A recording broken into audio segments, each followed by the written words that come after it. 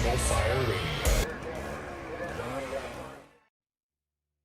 And we're back for another week on the National Fire Radio podcast. I'm not going to take up too much of your time, but this week, the week of May 22nd, 2023, it's Terry's birthday. My wife, Mrs. National Fire Radio. She'll probably hate that I even said that, but she doesn't listen to this anyway.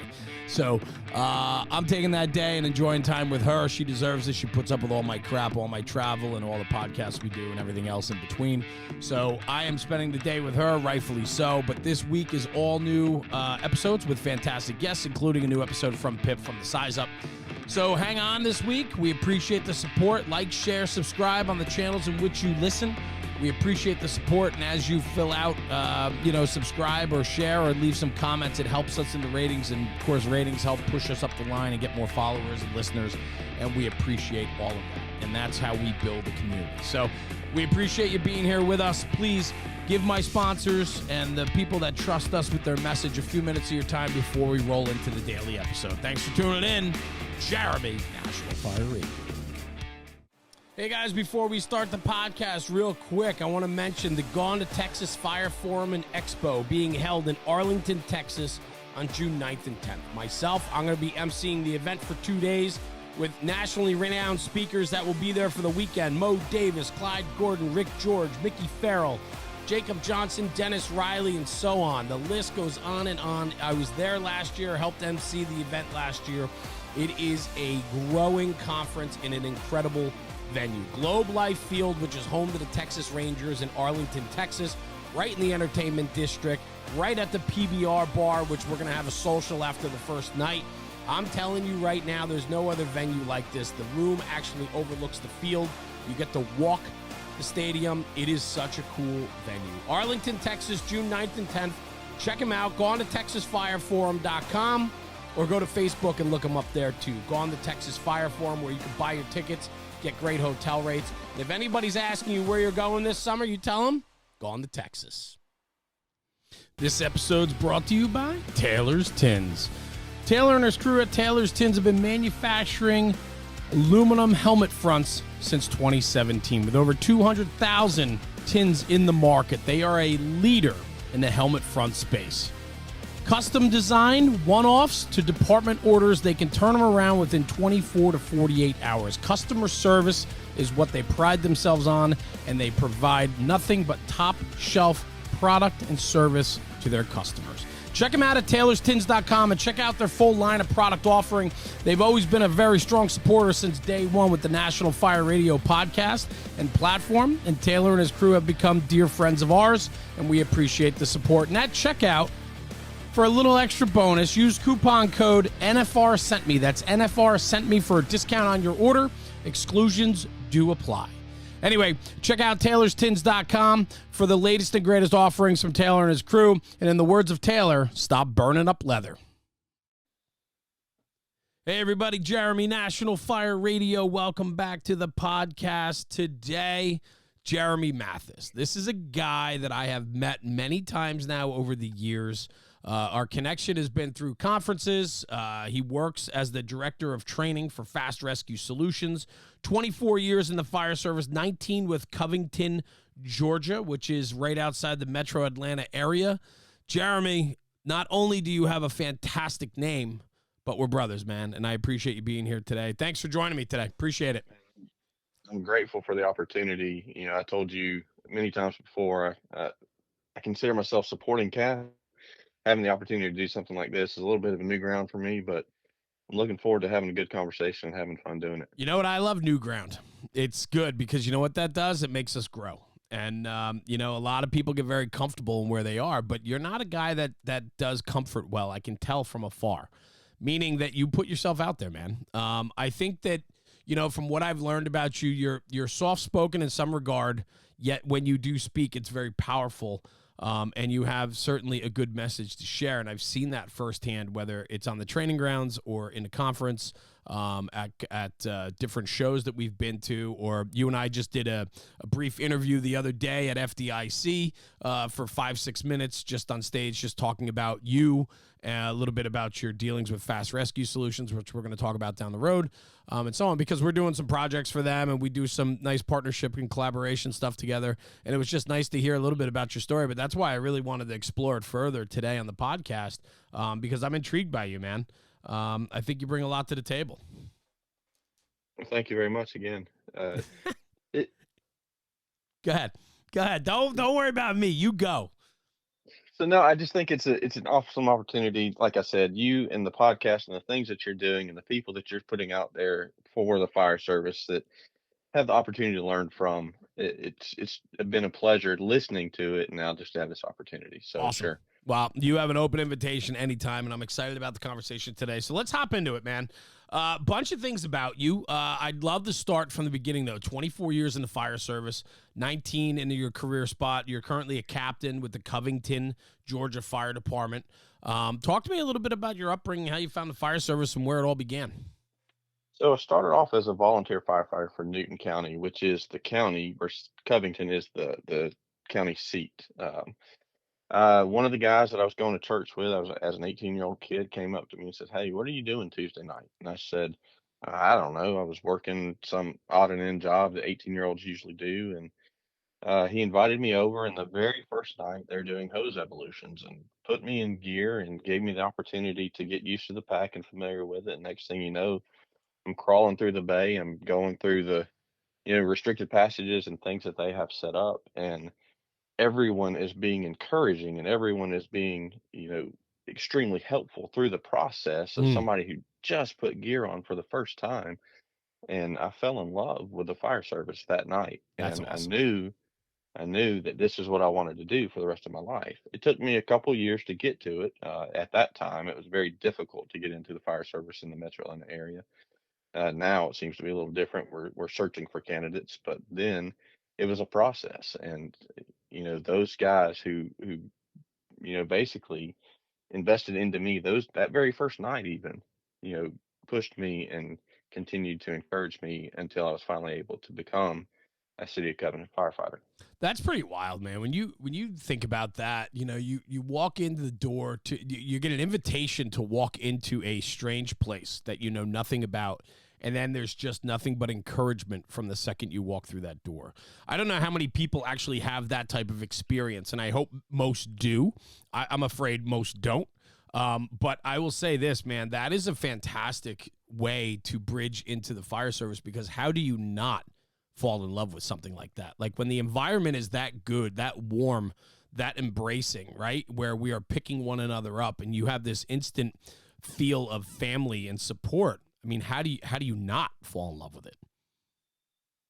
Exactly right. And I may have had a little bit of an advantage over somebody else. It turns out a lot of the members of the church that I was attending at the time were already members of the department as well. So there was a little bit of that, but they never expected me to show up that Tuesday night, other than the one guy that invited me in. So it may be a little bit of an advantage, but at the same time, when I saw newer people come in that did not have that connection, the support was there. Yeah. The brotherhood was alive and well within that organization.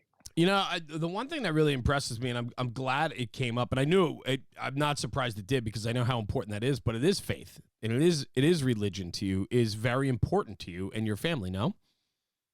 Very much so, and it's one of the things that we try to instill in our kids, and to make sure that we are doing the right thing by that, and uh, that we are bringing them up in the way that they should go. Yeah.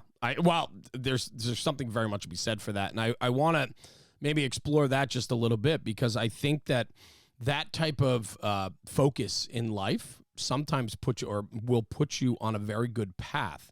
And I say that when it comes to morals, ethics, values, things that we need in the fire service, just all of that across the board. I think when you have a faith-based life, whether it's practicing and going to church every Sunday, or you have some type of belief or faith in something greater or better, or what have you, whatever your belief is, I think when you have something of faith in your life, it leads to a better product that you can deliver to people. I firmly believe that myself. Sure, you're intentional. I like that.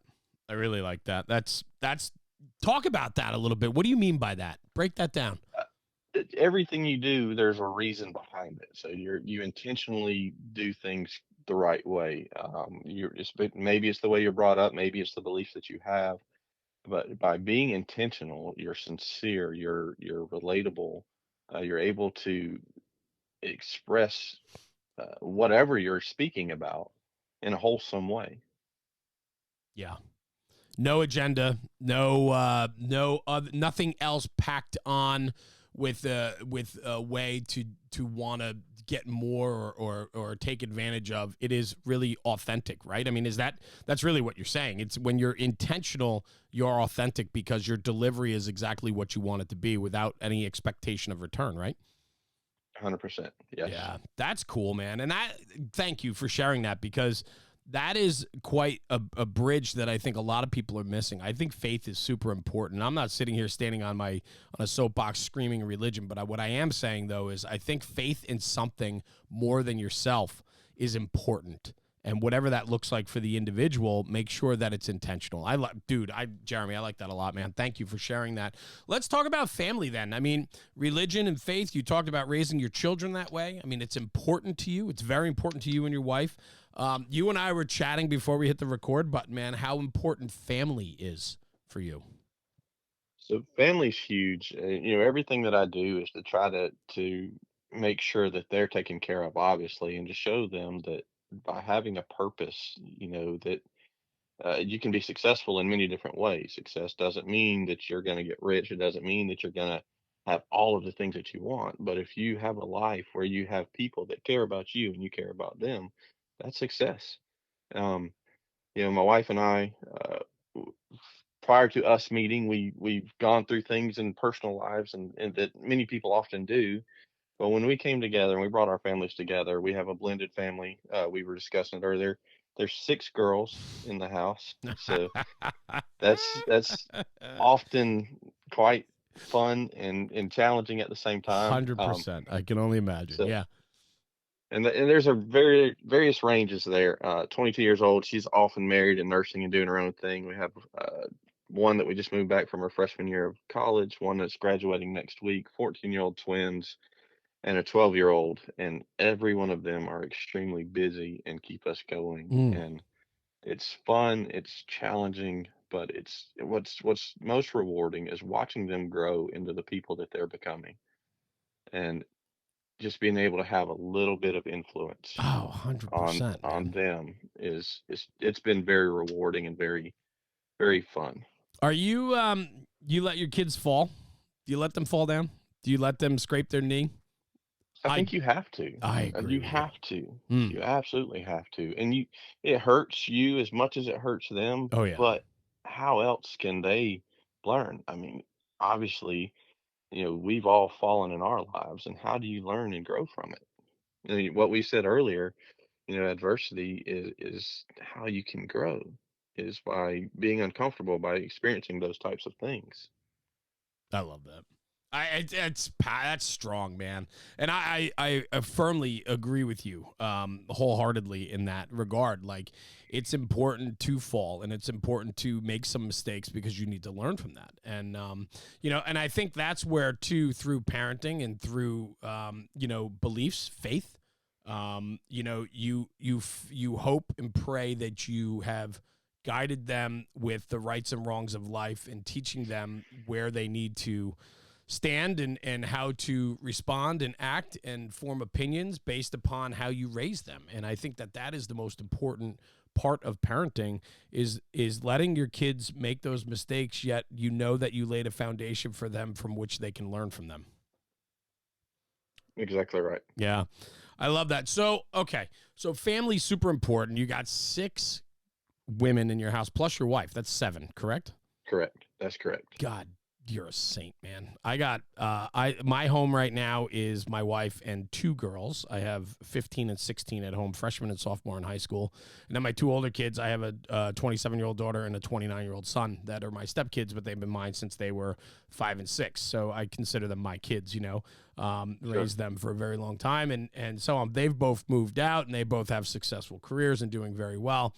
And then my 2 younger guys keep me on my toes, man. I could not imagine that many kids under my roof and all being women. I would live in the shed, I think. I think I would move out to the backyard. So I really enjoy cutting grass. I love that. That's it. You know what? Oh my God. Yes. The hour it takes me, I love it as well, man. I absolutely, yes. It was like you unplug and nobody can talk to you. Nobody can bother you. I love that, man. I enjoy cutting the grass. That's freaking hilarious. I love that. So, okay. So that's fun. But let me ask you then, because with your crazy schedule, and I want to get back on the conversation with the fire service too, obviously, and your career and all of that, but you travel a lot. You have a lot going on, right? How do you juggle? I don't ask people about balance because I don't believe there is a balance, right? It's always a give and take in life, and it's prioritizing the important things, right? And that really needs to get the attention. But how do you do that? How do you prioritize the needs in your life when you have so many people depending on you? And then you have to also follow through on what you need selfishly, which is a good thing, because if you're not happy and satisfied, you'll never be able to provide or be satisfied for the others in your life. So how do you find this give and take that we all struggle with? So the support system is huge. And my wife, Christy, she fully 100% supports what I'm doing. And she's the one who's here when I am on the road and doing those things and making sure the kids get to where they need to go. We have awesome set of grandparents as well that help out when she's unable to be here, there, or everywhere.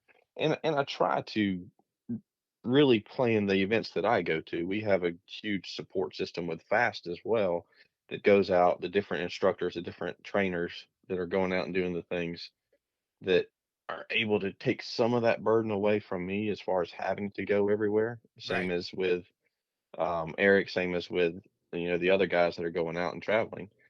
But that support system is the most important thing. We have to make sure that they're taken care of, and in turn they take care of us. And I could not do it without my wife and without grandparents and without those things. How So, do we build these support systems at home? What are your ideas on that? Because I know I have some opinions on that, because I know so many people struggle and don't have that support system that they need. And I can guarantee you there's going to be people listening to this episode that are like, well, that's great because he's got a good wife, and that's great because he's got good kids. Like, but it takes work, right? Like, how do you develop, what are important things in order to get that support system at home that actually is valuable to you and works? sure, it's conversations, and they have to know, hey, look, I realize I'm gone and I'm busy, but this is fulfilling. This is, you know, it allows us to be able to do this. And like you said, it is that give and take.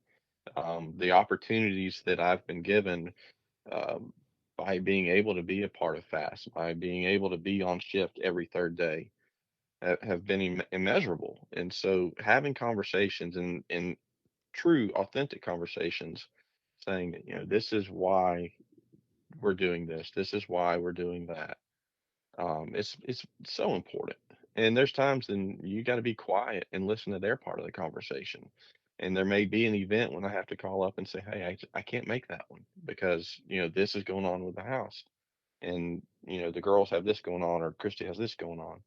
We need to make sure that we are also being open to what they're saying and not just expressing, what's important to us. I couldn't agree with you more. And I'm not very good at it. I've gotten much, much better at it.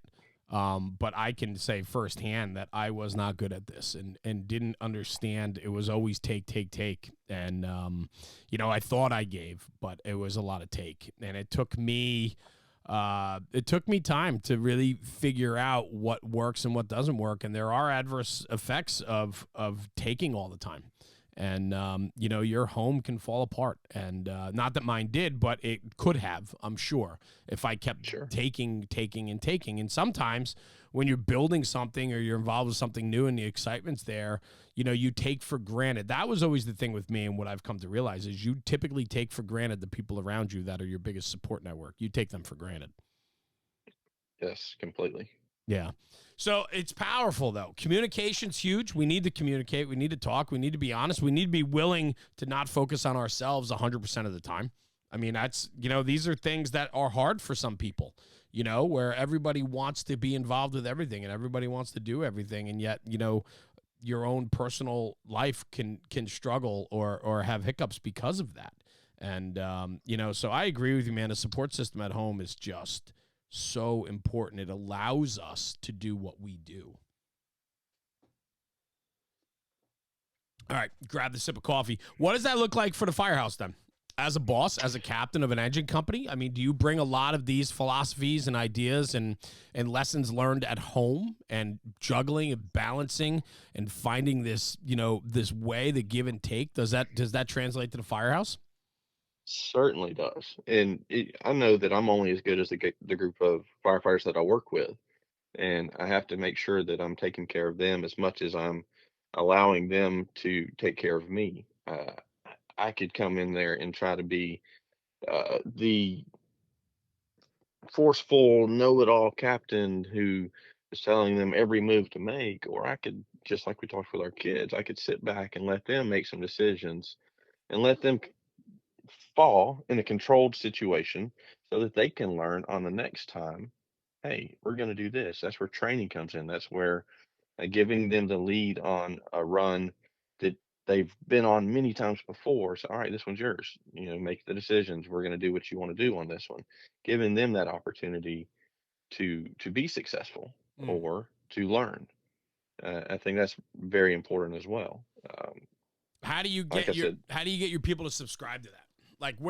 Like how do they got to know where you're coming from, right? Like I think what's important too is laying that foundation so that the guys that are all riding together, the guys on shift, the guys in the same company, whatever it looks like in your department, right? You got to be willing to open the door a little bit to let them in so they understand where you're coming from. They understand what makes you tick, right? I mean, that's all important, no? sure. And I tell them up front, I don't have all the answers, Mm, and I'm not going to pretend to. If you have a better idea, if you've seen this before, um, my driver, he's been on the department nearly as long as I have, and he's chosen to stay in that role. So he's probably one of the best people we have at operating that apparatus. mm. So I'm not going to question his ability to pump that truck. If something comes up, if there's something new, then sure, we'll have a discussion about it. But I would be foolish to sit there and think that I know more about that truck that he's been driving for the last 16, 17 years than he does. I had a role where I did that for a period of time, but I've since moved on to that, and I rely on him fully to be able to do those things. It takes a confidence in yourself to allow for that, though.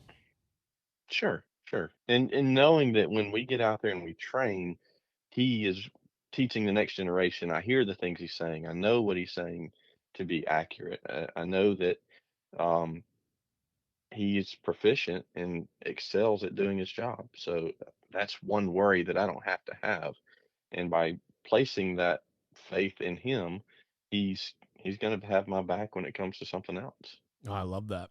I mean, that's that mutual understanding between, and I love that relationship between the officer and the senior man, and just how there's that like informal but formal, relationship they have with a give and take. I love that. But I love a boss that allows their people to be individuals and yet respect them to do the job when the job needs to be done in the way it needs to be done. And we lack that, I think, a lot with leaders because we don't have a lot of leaders, or I shouldn't say that. We have leaders in the fire service that lack their own confidence and awareness about themselves to allow others to work on their behalf. And Sure. and so, maybe go down that road a little bit and educate me a little bit about how you deal with that. Uh, so there's always frustrations that you're going to face, whether it be for the shift, for the department, for the fire service as a whole. But one of the things you have to do when you face those frustrations, you got to be strong enough to let go and wise enough to wait for what you deserve. Is everything a battle? Do you have to make everything, you know, a fight? No. Some things just like, okay, we'll let that one slide, because if we let this situation go, then we're going to be able to be ready when the next one comes around, and we'll be able to impact on that a little better, if that makes sense. I think I just rambled a little bit there, No, but I like that a lot. I'd love to unpack that a little bit. I think I tried to write down the quote that you just said. I think it was strong enough to battle, but strong enough to let it slide, or I forget. it's to be strong enough to let go and Oh, wise enough to wait for what you deserve. perfect. Said much better than myself, my man. I'm trying to catch up. I'm trying to stay up with you here. I'm trying to write that down. That's a very good line. Say it one more time for me. One more time. So be strong enough to let go and wise enough to wait for what you deserve. So Patience. patience, exactly. Nobody has that anymore. It's tough. It's tough. Remember, 6 kids, 6 girls in the house. It's tough. That's not fair, man. You got real world experience with patience, I'm sure, every Yeah, single day. you As learn it for sure. You certainly do. But how important is patience? I mean, nobody has patience anymore. Nobody's in it for a long game. Everybody wants this immediacy of life. Talk to me about patience in your world. Like when you're a leader, you're working on behalf of your people, and your people will stumble, your people will fall, and you need to pick them back up. And a lot of times it takes patience to work with them to get them to where and what you want them to be. Certainly does. You can look at that a few different ways. The fire service as a whole is impatient now. Yes. You have guys who come in and they're jumping from job to job to job, chasing a dollar, chasing this opportunity, chasing this. And if you're bettering your situation, I'll never fault somebody for that. If you can better your situation, then by all means, you should do that. I'm thinking back as a young firefighter, I thought, I'm working for Covington, which is a great organization, and it's taken care of my family for nearly 20 years. But I've looked at it and I was like, I could have gone here and been a firefighter at this department, or I could have done this, or I could have done that. But now I look across the bay, across the front pad of my station, and I can see the school where my kids go. Yeah. And so there's advantages to me being patient and understanding that, Covington's not a bad place to work at all, because I get these benefits that I wouldn't get if I went somewhere else for this department or that department. And unpacking that as far as the firefighters are concerned, showing them the benefits are there. Hey, look at what I have done in my career. Not saying that I'm anyone important, not saying that anything um, is special, but look at what I've had the opportunity to do. I've been able to be extremely successful here at Covington. My family's provided for. We don't want for anything. There may be, some luxuries of life that we may never have. I won't have, a third beach home or something like that, but the reality is I've provided for my family for 20 years, and Yeah. the patience that we can instill in those younger firefighters, you can have a really good career if you just wait a little bit. There's a lot to that, man. There is so much to that. I think everybody wants to be a gangster today. I mean, take all the other stuff, like you said. Like you can never fault anybody for trying to better themselves, and if it means that it's better quality of life, more money, whatever their needs are, if they find somewhere else to go, hey, you know what? If you're trying to make yourself better, make your family better, a better commute, more time at home, like whatever it is, that's great. Better yourself, that's fine. But the patience of the job, whether volunteer career, right? Even in the volunteer house, right? Where patience is even probably more so required because it's even, less of the chances of probably going to work. Maybe not, but I'm just speaking off the cuff here. But, patience is super, super important. And, we have so many people trying to be everything so fast. And we're losing all the people in the middle because we don't have any middlemen anymore. We go from Proby to the saltiest guy in 2 years now, right? And we're Exactly losing right. we're losing all those. important milestones and stepping stones that we need in a 25-year fire service career. In the maybe in the career sector, guys go up to 40 years, but and then in the volunteer service, a lot of guys 50, 60, 70 years. You're right. They age out because they love it so much. It's a part of their fabric and lifestyle, right? So it's like, why are we skipping all the middle parts? That's where the stories are made. That's where the learning comes from. That's where we make mistakes and want to get better from them. Why are we skipping them? Uh, Instant gratification. That's what everybody wants. Yeah. That's what everybody wants these days. Yeah. I think you're 100% right. And, and we all see it. And I just want to just stress how important it is to slow down and look around, right? Ferris Bueller, if you don't stop and take a look around, you're going to miss it, right? Like, I know I just butchered that quote, but it's funny you should say that. Yeah. I watched that yesterday afternoon. Did you? So can you say the quote without me butchering it? No, I don't think that I could. Put you on the spot there. But You know what I'm saying, though? It's like, Ferris Bueller took a day off from school again to enjoy life. He stopped and looked around, right? It's this rat race of what we all know are day in, day out. And sometimes we got to check out and just look around. And I think we need to do that on the fire ground. We need to do that in the fire service. We need to take a half step back or take a deep breath. Or I did a podcast the other day where they were talking about, put a piece of gum in your mouth before you talk on the radio. Right? Like it resets you to just take a half a second to look around or refocus. And I think we need that more than ever. And let's not rush the process. 100%. Yeah. I agree completely. This episode's brought to you by Teledyne FLIR.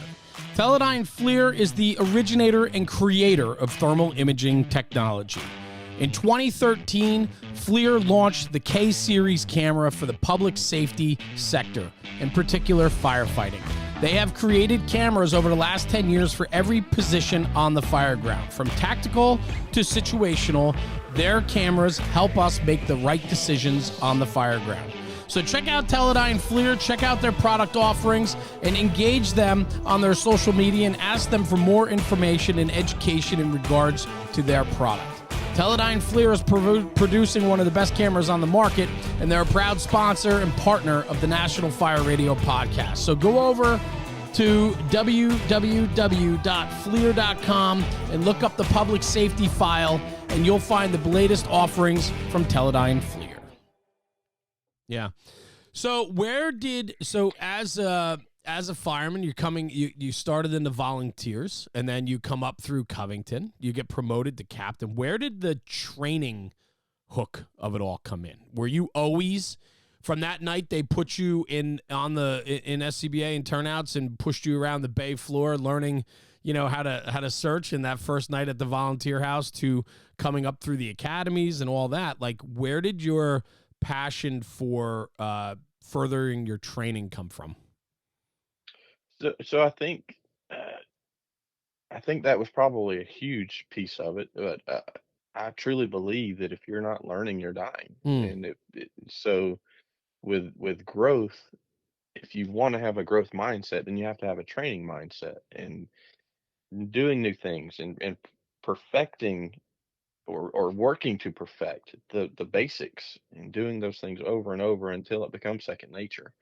You have to continually train if you want to be a good firefighter.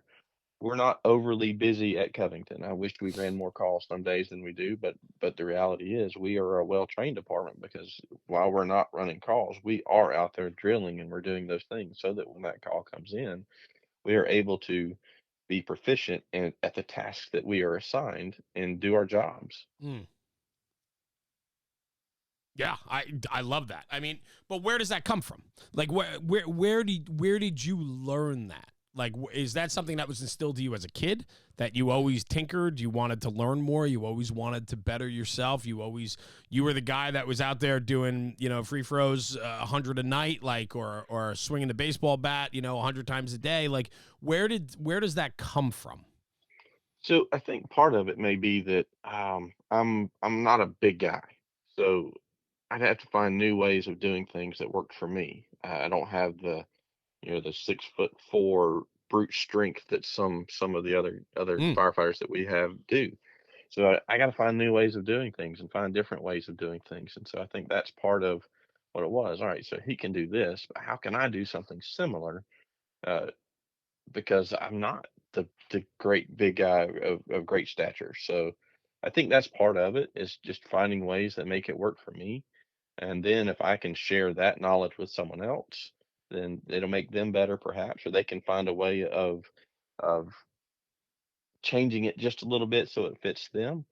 And I really think that moving into a little bit of other train of thought, I really think that that's how the fast rescue solutions and fast came to play for me. It was thinking of a difficult task and making it easier, making it better. And that's kind of, I guess, where I align with the train of thought that Eric Allen created with that. Well, go down that road. Let's talk about that because, it's not just a product. I mean, it's the fast board, obviously, which is revolutionary in victim and firefighter removal for sure. But it's also this culture that you guys are creating. This real, you used the word organic earlier when we were talking about this. It's this, it's almost like this organic movement and culture that you guys are super protective of that surrounds what you do. And it's not just a product, but it's like a mission. Talk to me about how that all came about, how you got involved, what it was about Fast that brought you in and really sunk its teeth into you, or maybe you sunk its teeth into Fast. Okay. So my department was hosting a extrication conference, and I met with Steve Jason and Matt Piper, and they were already fast reps. They were working with Eric and doing different things, and I was their liaison for the week that they were here. And worked hard, and I was doing things for them throughout that conference, and just looking for work. That's one of the things that we pride ourselves on is you know, don't have idle hands. If you can do something, look for work. If you can help someone else out, do that. Um, and they came to me after the conference like, "Hey, there's nobody really in the southeast that's doing anything with fast. Would you be interested?" And at the time, I didn't know what it was, and I went and I looked and I did some research and I saw the board. I saw some of the videos. I saw what it was all about. I had conversations with them, and I was like, "Man, this is something here." These guys have made a difficult task, like I said, much easier.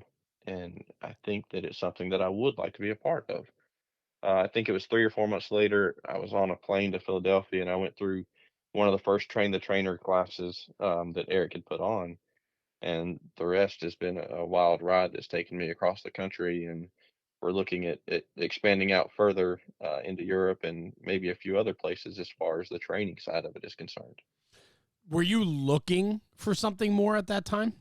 Like, were you like, hey man, I could use a side gig, or I'm going to start teaching some, or I'm going to do this, or I'm going to do that. I mean, it sounds like you already had your foot in the door with training and teaching, and you were there helping those guys when they came down to your department and stuff. So it sounds like it was in your blood, right? And so on. But were you actively seeking a side gig like it's become? I don't think that I was. I Mm, mean, I had other opportunities, yeah. and so I just, if having conversations with Eric and Chief Mike Horst, I was like, I'm not really looking for a part-time gig, but if there's any interest, or if there's anything that I can do to help, I would like to. And then again, organically, it started spreading, and the ideas and having the opportunity to go to a few places with them What was it? really. What was it with the conversation with them? What was it about them or the mission or the product? Like what I'd really love to pick your brain on this. What was it that you were like, yes, I'm in on this? Like what there had to be something that just clicked. So you said it earlier, it's the culture Mm. of fast. It's not the product. Um, the product created the opportunity, but the people that are involved, the culture that is there is what drew me in. We don't want people to sell a product. We want people to show value. We want people to um, come in and want to be a part of the training, that want to share knowledge. We often go when we're doing demonstrations, when we're doing these things, we use it as an opportunity to train. We show things that are not uh, the board itself. We teach firefighter CPR. We teach dirty drags and carries, all part of our demos to say, hey, if you choose not to do this, we want to leave you with something. And every individual that works for Fast has the same mindset. We want to make sure that we're sharing value with the people that we're talking with for that period of time that they have, because time is finite. You can't get more than that, so we don't want to waste their time. I love that. I'm just making some notes, but culture, it is so addicting, isn't it? Like It is. a good culture. I just had this conversation last night with a guy. We were talking about the firehouse, where he is, and he's talking about how bad the culture is there and how he's ready to walk away from it. And I think we've all been a part of an organization, whether it's the fire service, the Cub Scouts, the Lions Club, the Board of Education, whatever it is in your community or growing up, right? You're involved in it, and I think we've all experienced bad culture, and then I think a lot of us have had good culture somewhere in our life. How infectious is that, man? Like, it is. I just think about it, and it's like when you have an organization that has an effective culture that it just creeps into every corner of your being, and you just want to be there and be a part of it because it's so good. Talk about that. So it's a blessing and a curse. Very well said. Yes, go down that road. So I absolutely love the opportunity, and I get to hang out with some of those guys this afternoon and tomorrow. We're working, teaching a class for MAFC, Metro Atlanta Firefighter Conference, and they're here in my neck of the woods. So I'm going to show them some things. We're going to try to go to a Braves game, but to Nice. have the opportunity to hang out with those guys and to talk shop and do the things that we do is so much fun. It's so, like you said, it's infectious to have the like-minded individuals around you. Then to the curse side of things, not everything's always, sunshine and roses when you're at work and you're doing those things. So sometimes you come back and you see the negativity that may be there. You see the difficulties that you're facing. It makes you, like you said, it makes you want to consider, or the gentleman the other night said, you consider, do I want to be here still Right. sometimes? Mm-hmm.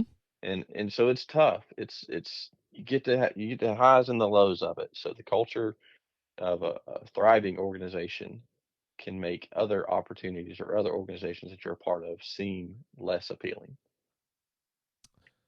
What man, I get it. And that right there is what everybody's seeking. They're seeking that in between of how you take something that's not so great and make it great. Like, what is the recipe, right?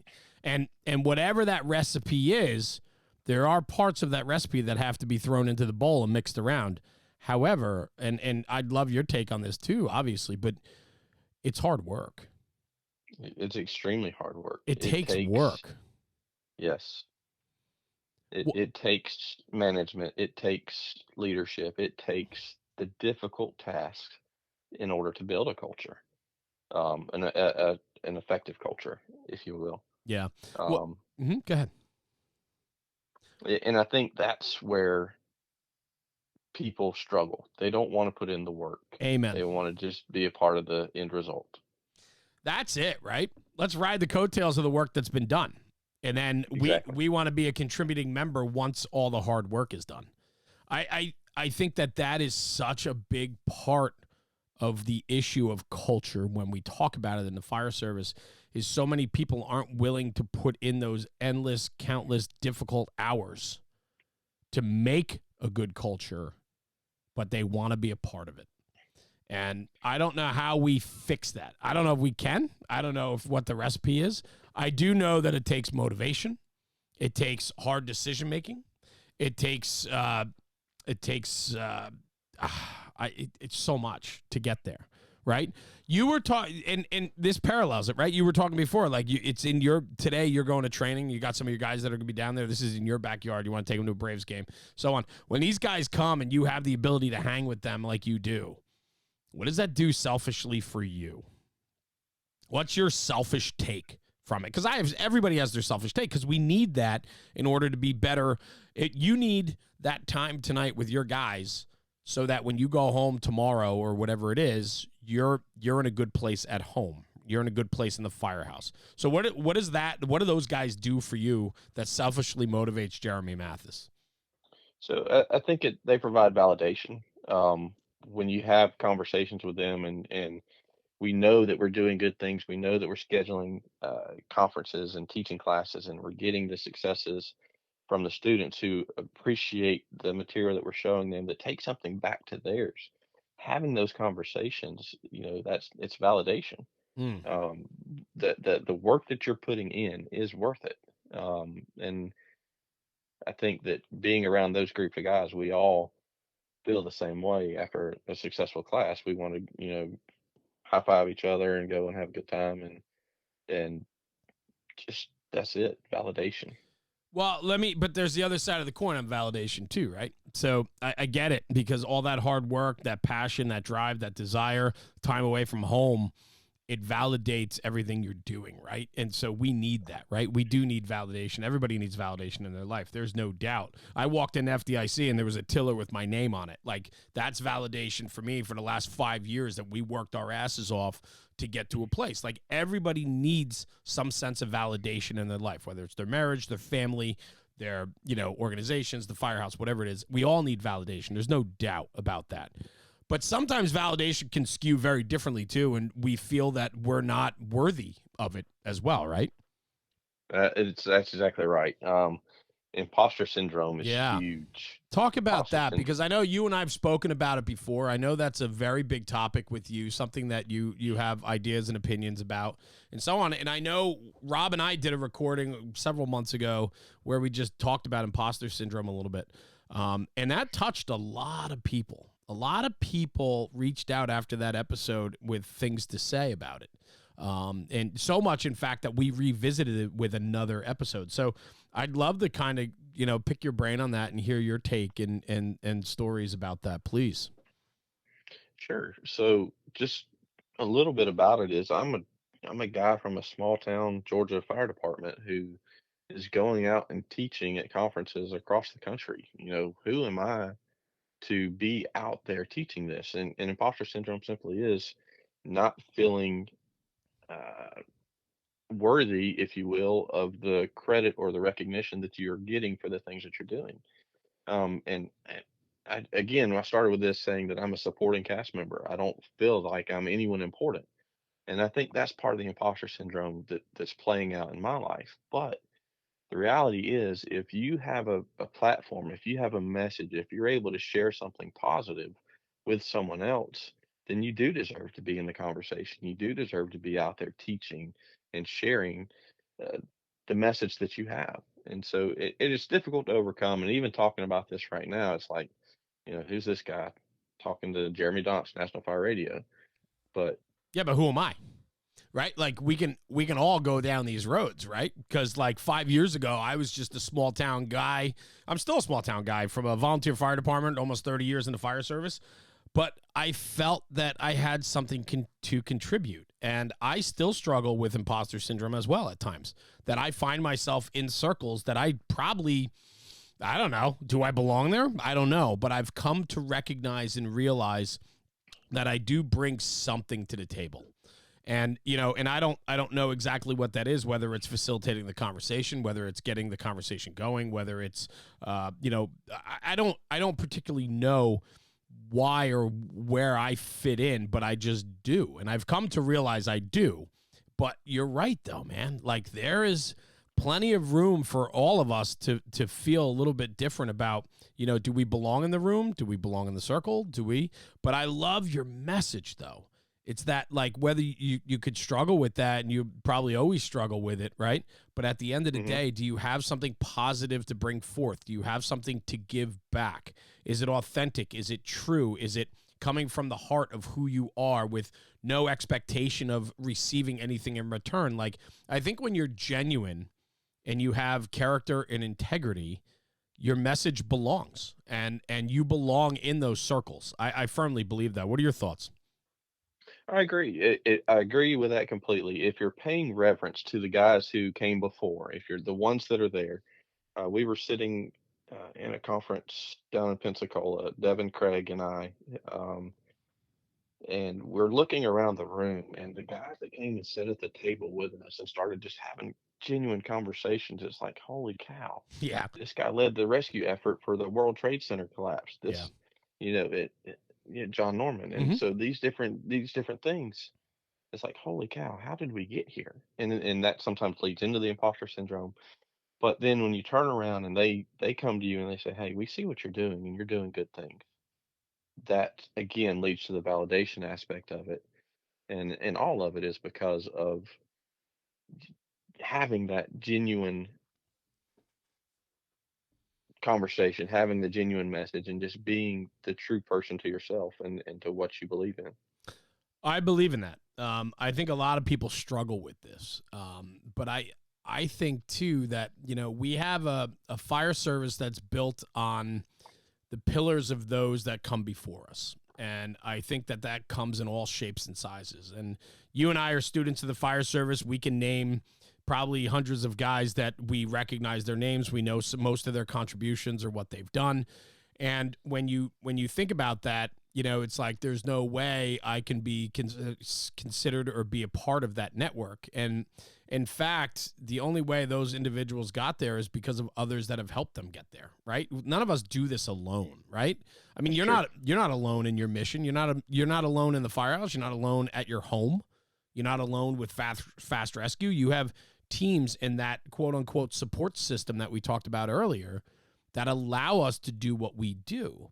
I think sometimes it's just hard for us to agree that or accept some success or I don't know. I'm trying to find the right word for it. But it's hard for us sometimes. Modesty in the fire service is big. We're all very modest I mean, we all have egos on the fire ground. We're all alphas. There's no doubt. That I think is what the fire service needs are people that are out there in front, willing to make decisions and hustle and all of that. And that's usually an A personality, right? But we're Hmm. all still very humble when it comes to self-recognition. I mean, you think about how many guys that are, get medals on medal day and things like that. And most of them don't want anything to do with it. So something that just sparked a light. Please.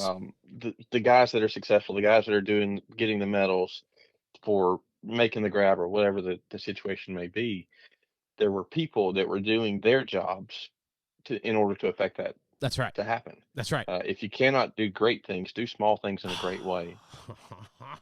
So, if so hold on, eh, if you can't do if you great things, do small things in a great way.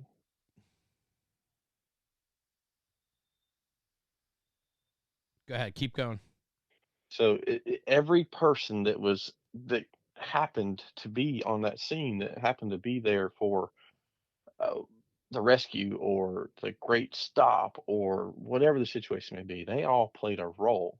They may not have been the one who grabbed the victim or was on the nozzle, but if they weren't taking care of the responsibilities that they had, then the end result would have been different or could have been different. So it's important that we all are doing what we're supposed to do and playing our part. I agree. And I think along that journey is recognizing that your contribution matters. And whatever that contribution is, if you're doing it again genuinely, you're doing it effectively, and so on, then you're a part of that equation. And what comes with that, whether it's recognition, whether it's sitting in a room with people that you could never imagine that you would call friends or be in a conversation with, sometimes we need to just sit back and enjoy the ride too. And when I've come to learn that, every once in a while I'm supposed to enjoy this, you know? I'm That's right. I'm supposed to sit back a little bit and have a smile and maybe share a drink or a conversation or a laugh or a cigar or whatever it is. Sit back and enjoy. Take that enjoyment you have in life and maybe just sit back a little bit and allow yourself a few minutes of just, I'm okay. This is good. I deserve this. Hmm. Like, I think that's a hard conversation is when you have that conversation of I deserve this. 100%, 100%. And that's one of the things that I have struggled with Mm, is to sit back and say, "Hey, you've done a good job. yeah. Take advantage of this opportunity. But it is difficult to do. But you're right. You have to take the wins and let them be wins, and I not love that. focus so much on the challenges that you faced prior to. Even, athletes, right? They win the Stanley Cup, they party that night, and the next day they're back at it. Right, Get back to work. but they allowed themselves to celebrate and appreciate all the hard work that went into that long hockey season to win the cup, only to go back to work the next day. But they allowed themselves, after a valiant effort of winning that cup, they're allowed to celebrate and focus on what it looked like of how they got there, right? Because I think if we don't take the time to recognize the struggle, recognize the hard work, and we're just constantly head down, and we don't recognize or take a time to take a deep breath and recognize all the hard work and the sacrifices we make for where we are, I don't think we're ever going to get anywhere further.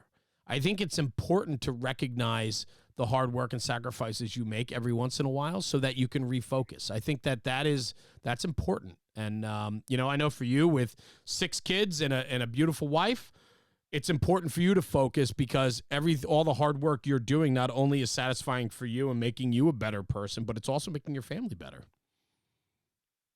Completely true.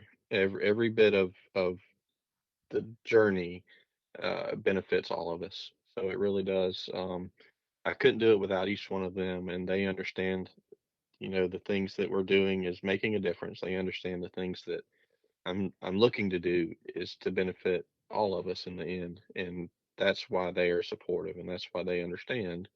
If they're picking me up at the airport at 10:30 at night, or whatever the situation may be, so they get it, and they know uh, that I'm there for them, even if I'm on a phone call or a FaceTime or whatever the case may be. And I've got people who are in my network that I can call at a moment's notice that'll be there to help as well. It's a good feeling to have.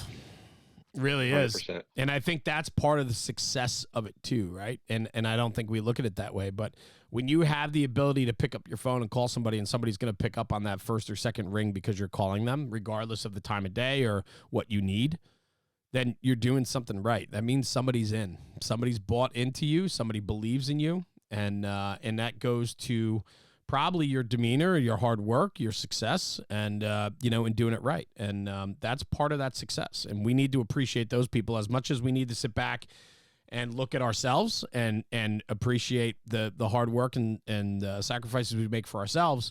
We need to look at that of others too, and also promote the others around us. It's super important. I couldn't agree with you more. Jeremy, what's next for you, brother? I mean, what do you got? So we're winding down. What's next for Jeremy Mathis? We got a lot of travel. We got more conferences. We're blowing up Fast Rescue. Like, what's cooking? So we're all over the place. We're booked out through first of 2024.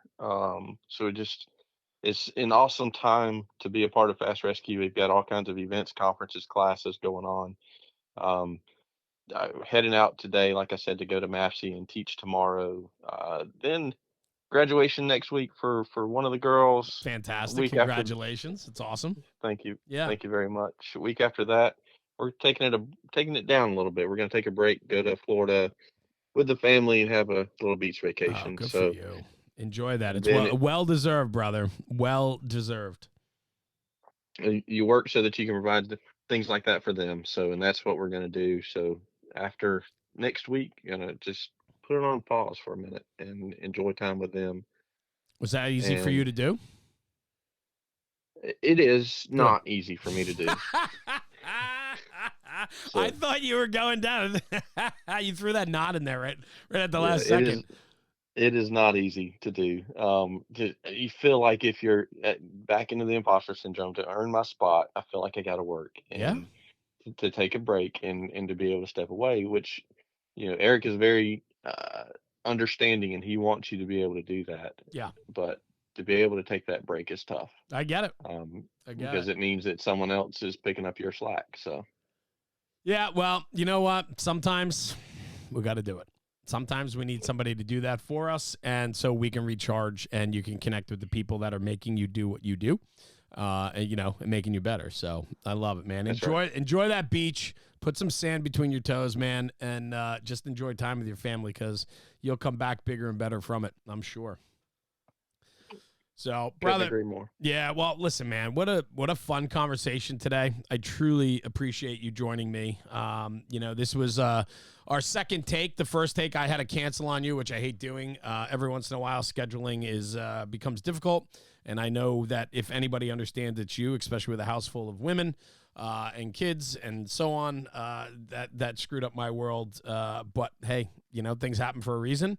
And I think this morning was just a fantastic conversation, man. It was nice to get to know you a little bit more. I think your message is going to resonate with a lot of people today. I really do, man. I appreciate you joining me, truly. Well, I appreciate the opportunity. I've truly enjoyed the conversation. I was a little nervous when we got started, but it ended up flowing well, and I believe. I got you, man. No worries. No worries at all. So I appreciate you, Jeremy. Thank you very much. If people want to reach out, where can they find you? They want to talk about, anything that resonated with them from the show or more, or also Fast Rescue Solutions. I know you guys have been doing just such a great job on social and educating people about who you guys are, being out at all these conferences. But, I mean, it really is a game-changing device, the Fastboard, as well as the incredible culture that goes along with it. Where can people find you and talk to you about that a little bit further? So yeah, I'm on social media, Facebook, Instagram, all of that. Also Jeremy.Mathis, fastrescuesolutions.com. So anything like that, I'm easily accessible. So I love it. Sure, reach out. I'd love to have a conversation with anybody. It's cool. I knew you would, so that's why I brought that up. Thank you, Jeremy, again for joining me today. Stay right here. I'm just going to sign off the podcast. I'm going to come right back to you, okay? Yes, sir. Great. Thanks again.